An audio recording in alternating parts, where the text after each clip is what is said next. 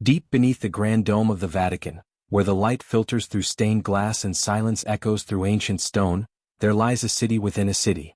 Not one of the living but of the dead.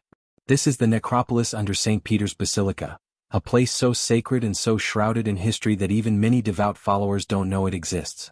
It's here, beneath the heart of Catholicism, that many popes throughout the centuries have been laid to rest. The very foundations of the modern basilica sit atop ancient Roman burial grounds, because back in those days Roman law forbade burials within the city walls. So the early Christians, many of them martyrs, were buried just beyond the old boundaries, in what was once a sprawling necropolis. And over time, as Christianity spread and the power of the church grew, those grounds became more than just a cemetery. They became a monument, a sacred space, a final resting place for some of the most influential spiritual leaders the world has ever known. Most popes, especially in modern history, have chosen the Vatican crypt for their eternal rest. It's a place of reverence and continuity, guarded day and night, protected not only by the famed Swiss Guard but also by cutting-edge security systems that quietly watch over the dead. But Pope Francis? He has decided to take a different path. One that's steeped in tradition, yet a little unexpected in today's world. In December of 2023, Pope Francis made an announcement that surprised many.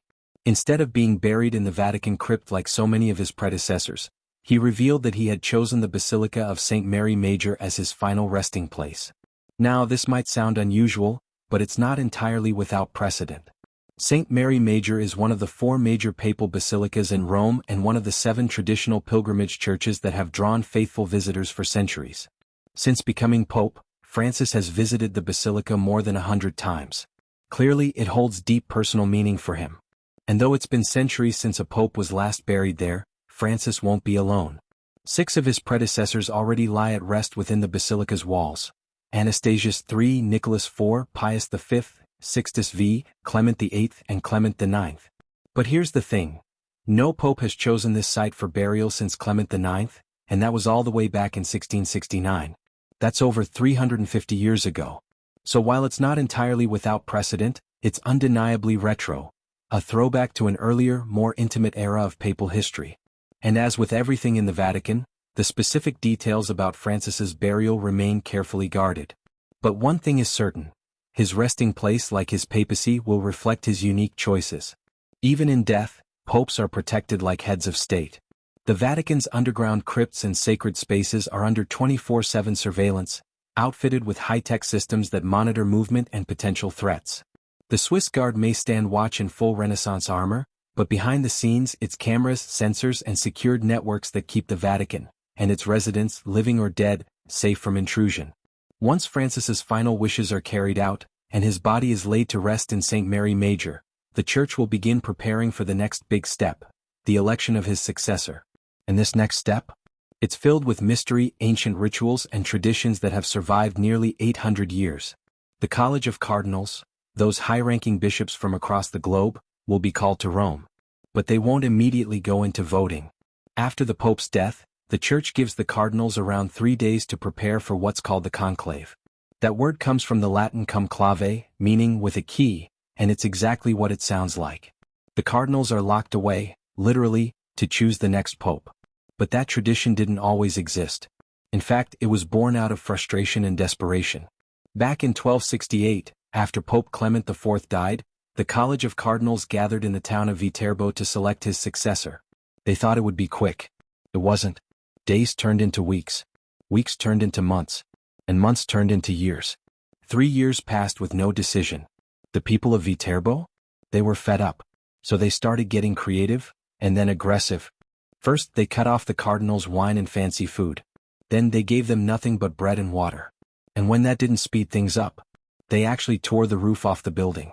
Imagine that, eating stale bread under the blazing Italian sun until you finally just say, "All right, fine, let's vote already." Eventually they did. In 1271, after 3 long years, they elected Gregory X. But here's the twist, he wasn't even a cardinal. Heck, he wasn't even a priest at the time. He was off on a crusade when the news reached him. It took him 8 months just to get back to Rome.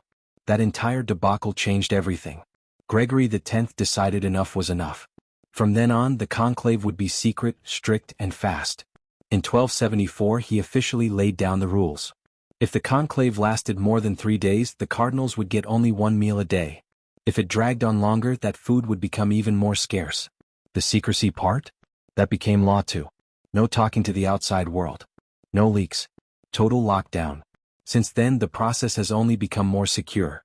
In the modern era, secrecy is taken to a whole new level. During the 2013 conclave that elected Pope Francis, the Vatican installed Faraday cages, yes, actual signal-blocking enclosures, to prevent any wireless communications. Vehicles were equipped with electronic jammers. No emails, no texts, no calls. No news. Nothing. The cardinals are cut off from the world. All to preserve the sanctity and the secrecy of the vote. And now, in today's age of drones and digital surveillance, there's no doubt that even more advanced countermeasures will be used to ensure total isolation during the next conclave. To some, it might sound a little extreme. But the Church sees it as absolutely necessary. Because when the future leader of over 1 billion Catholics is being chosen, there can be no distractions. No politics. No pressure. Just prayer, deliberation, and an ancient ritual unfolding behind locked doors. The conclave takes place inside the Sistine Chapel, one of the most awe-inspiring places on earth. But during the election, its beauty becomes a fortress. Every inch of the chapel is swept for bugs and electronic devices. Doors are sealed. Guards are stationed. And once the voting begins, no one gets in or out. The process itself is both straightforward and deeply symbolic. Each cardinal writes down the name of their chosen candidate on a slip of paper.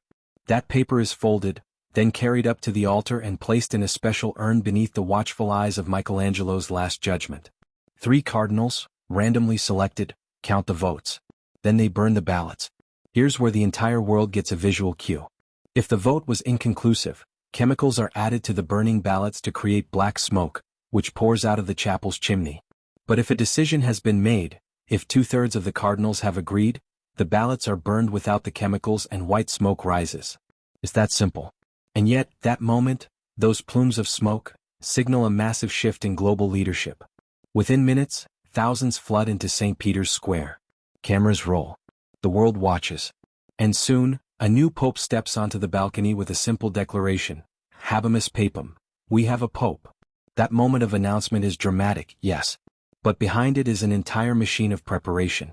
Even before a pope is chosen, the Vatican has multiple outfits prepared in different sizes, because no one knows who it will be. The Pope's new ring, the ring of the fisherman, is already made and ready to be placed on his finger. His new name is chosen on the spot. And as the crowd roars, the man who walked in as a cardinal now walks out as a symbol of faith, continuity, and global influence. But this process also raises a more intriguing question.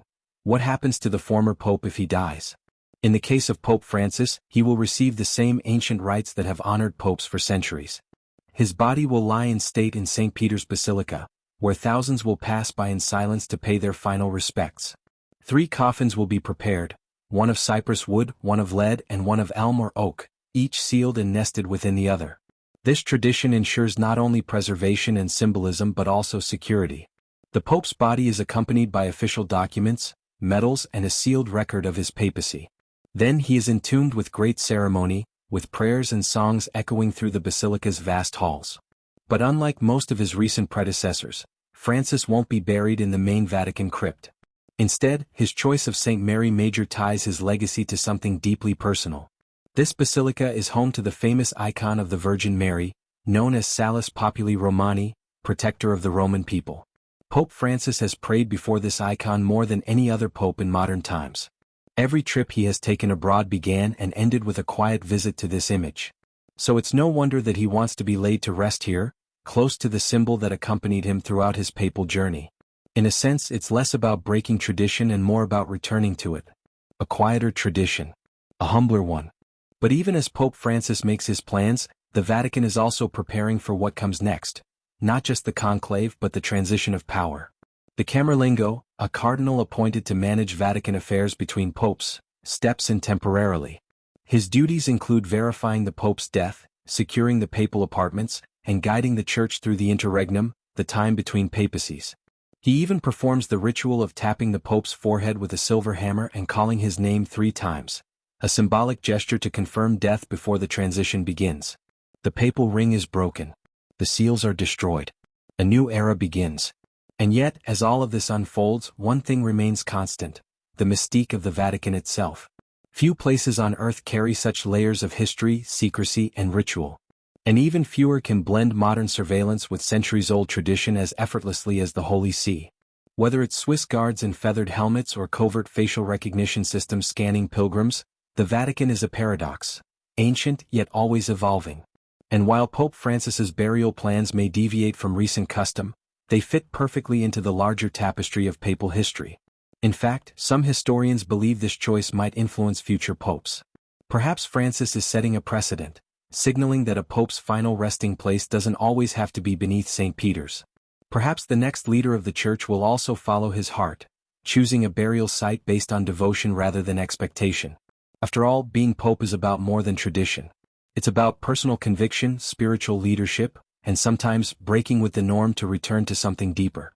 As the world awaits the inevitable but uncertain transition, one thing is clear: the rituals that surround the death of a pope, and the birth of a new one, are unlike anything else in modern society.